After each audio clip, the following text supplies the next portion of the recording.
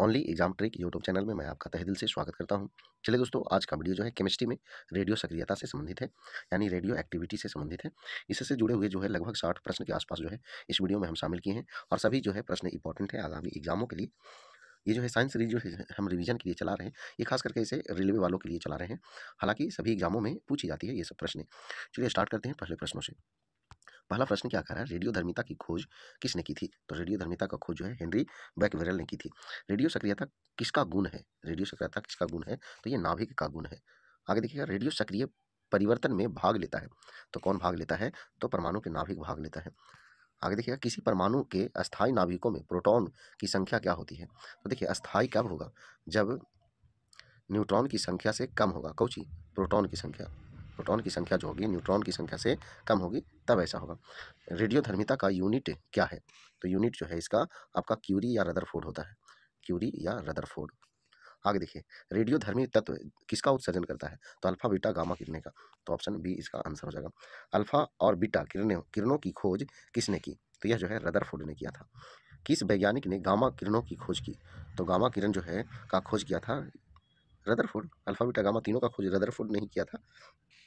आगे अगला क्वेश्चन है, निम्न में कौन रेडियो सक्रिय किरण हीलियम नाभिक के समकक्ष होता है? तो हीलियम नाभिक के समकक्ष होता है तो अल्फा किरण। आगे, नाभिक से निकलने वाले विकिरणों में किसकी भेदन क्षमता सर्वाधिक होती है? तो भेदन क्षमता जो है गामा किरणों की सर्वाधिक होती है। आगे देखिए 11 नंबर, अल्फा किरणें हैं, तो इसका आंसर जो है ऑप्शन बी हो जाएगा। अल्फा किरणों पर उपस्थित आवेश है, उपस्थित आवेश है तो 2 इकाई धन आवेश। आगे देखिएगा, बीटा किरणें बनी होती है, तो बीटा किरणें बनी होती है ऋण आवेशित कणों से।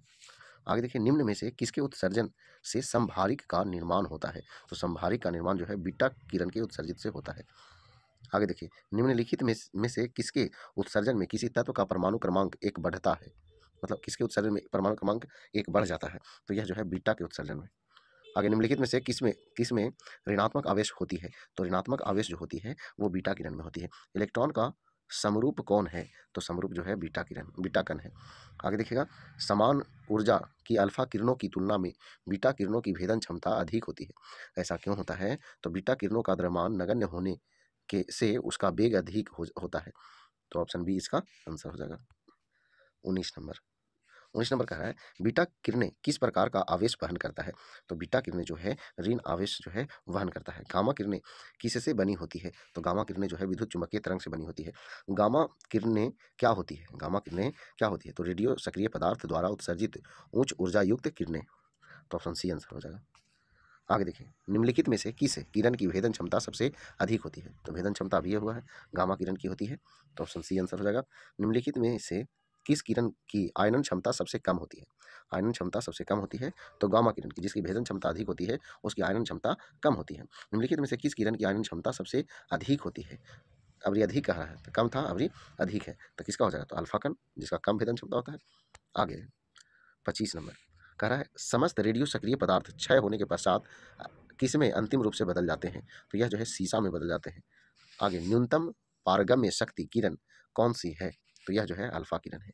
आगे देखिए, किस रेडियो एक्टिव तत्व का नाम उसके खोजकर्ता के देश के नाम पर रखा गया है? तो यह जो है आपका पोलोनियम। आगे देखिए, निम्नलिखित में से कौन सा तत्व प्राकृतिक रेडियो सक्रियता नहीं दर्शाता है? तो यह जो है आपका एल्यूमिनियम। आगे, नाभिकीय विखंडन के दौरान श्रृंखला अभिक्रिया को नियंत्रित करने के लिए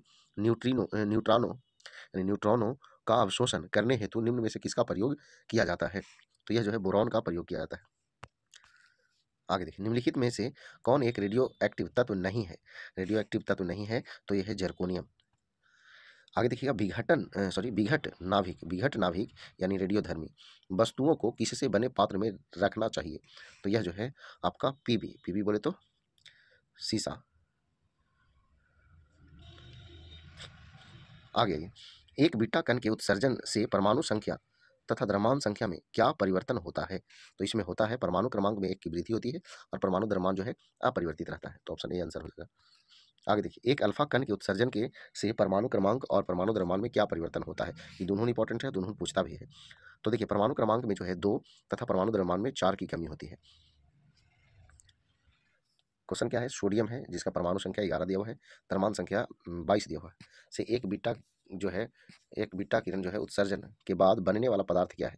तो एक जो है यहाँ पे बीटा किरण जो है उत्सर्जित हो रहा है, तब क्या होगा? तो एक जो है जब उत्सर्जित होगा तो ये बदल जाएगा क्या? इसके इसके परमाणु संख्या में क्या होगा? तो एक की वृद्धि होगी, परमाणु संख्या बीटा किरण निकल रहा है ना, तो परमाणु क्रमांक में एक वृद्धि होगी, तो सोडियम के बाद ये मैग्नीशियम में बदल जाएगा, तो ऑप्शन ए आंसर हो जाएगा। आगे देखिए 35 नंबर, यूरेनियम दिया हुआ है जिसका परमाणु संख्या 92 है, द्रव्यमान संख्या 236 है। से फिर अगला यूरेनियम है जो कि जिसका परमाणु संख्या 87 है और द्रव्यमान संख्या 224 है। इसमें हुआ क्या? तो देखिए परमाणु संख्या जो था आपका 92 था लेकिन हो गया 87, तो कितना की कमी हुआ? तो 2 और 3 5 की कमी हो गई। इसके बाद जो है ऊपर में भी जो है आपका कमी हुआ है, तो ऊपर में कमी हो गया कितना? 6 और 6 12 की कमी हुई है। में कितने अल्फा व बीटा कण उत्सर्जित होंगे? मतलब कितना कितना उत्सर्जित होगा तब ये प्राप्त होगा, ठीक है, ये बात समझ गए? तो इसमें जो है आपको 3 गो अल्फा कण और 1 गो बीटा कण उत्सर्जित होगा, तब ये स्थिति होगी। आप आराम से देखिएगा, तीनों निकालिएगा और उसमें जो रिएक्शन होगा उसको कर लीजिएगा, आपको ये आ जाएगा। आ गया ये। अगला क्वेश्चन है, यदि किसी रेडियोधर्मी पदार्थ की मात्रा को दोगुना कर दिया जाए तो रेडियोधर्मी क्षरण की दर क्या होगी? तो क्षरण की दर जो है अपरिवर्तित रहती है। आगे देखिए 37 नंबर, अगला है यूरेनियम दिया हुआ है जिसका परमाणु संख्या 92 है, द्रव्यमान संख्या 238 है। विघटित होकर जो है ये जो है आपका बन जाता है जिसका परमाणु संख्या 91 और द्रव्यमान संख्या 234 वाला तत्व बन जाता है। अब जो है इसमें कितना अल्फा और बीटा कणों का उत्सर्जन हुआ है?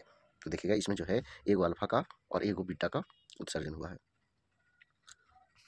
आगे, रेडियोधर्मी पदार्थ का आधा जीवन काल 70 दिन का है, उसी पदार्थ का 1 ग्राम कितने दिन बाद 0.25 ग्राम रह जाएगा? तो यह जो है आपका 140 दिन, तो ऑप्शन ए आंसर हो जाएगा। यदि किसी रेडियोधर्मी पदार्थ का अर्ध जीवन काल 1 दिन हो तो 4 दिन के पश्चात उसकी प्रारंभिक मात्रा का कितना भाग शेष रह जाएगा? तो यह जो है आपका आंसर ऑप्शन सी हो जाएगा, 6.1/4% भाग जो है शेष रह जाएगा। आगे ये 40 नंबर, एक रेडियो एक्टिव पदार्थ की अर्ध आयु आयु 4 महीने है, इस पदार्थ के 3/4 भाग का क्षय होने में समय लगेगा, तो कितना समय लगेगा? तो 8 महीना। आगे देखिएगा, वह प्रणाली क्या कहलाती है जो प्रागैतिहासिक पदार्थों का काल निर्धारित करने के लिए विघटनाभिक्ता का प्रयोग करती है? तो यह जो है कार्बन काल निर्धारण कहलाता है। पृथ्वी की आयु आकलन किया जाता है, तो किसके द्वारा? तो यूरेनियम डेटिंग पद्धति के द्वारा। रेडियो कार्बन काल निर्धारण किसकी आयु का आकलन करने के लिए प्रयुक्त होती है? तो ये जो है जीवाश्मों की आयु जो है ज्ञात करने के लिए प्रयुक्त होती है। आगे देखिएगा, सबसे पहले रेडियो सक्रियता शब्द का प्रयोग किसने किया था? तो किसने किया था? तो हेनरी बैक्वेरेल ने किया था। आगे देखिएगा, यूरेनियम विखंडन की सतत प्रक्रिया को जारी रखने के लिए किस कण की जरूरत होती है? किस कण की जरूरत होती है? तो न्यूट्रॉन की। आगे देखिए, परमाणु बम का आविष्कार किसने किया था? तो परमाणु बम का आविष्कार जो है ऑटो हॉर्न ने किया था। परमाणु शक्ति संयंत्र किस सिद्धांत पर काम करता है? तो यह जो है आपका विखंडन पर काम करता है। आगे देखिए, किस प्रकार की अभिक्रिया से सबसे अधिक हानिकारक विकिरण पैदा होता है? तो यह जो है आपका विखंडन अभिक्रिया के दौरान।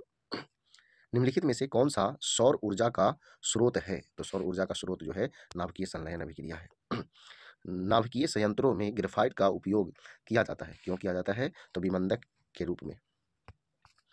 आगे देखें, न्यूक्लियर रिएक्टरों में विमंदक और प्रशीतक दोनों की तरह प्रयुक्त होने वाला पदार्थ है, तो दोनों की तरह प्रयुक्त होने वाला पदार्थ है आपका भारी जल यानी भारी पानी।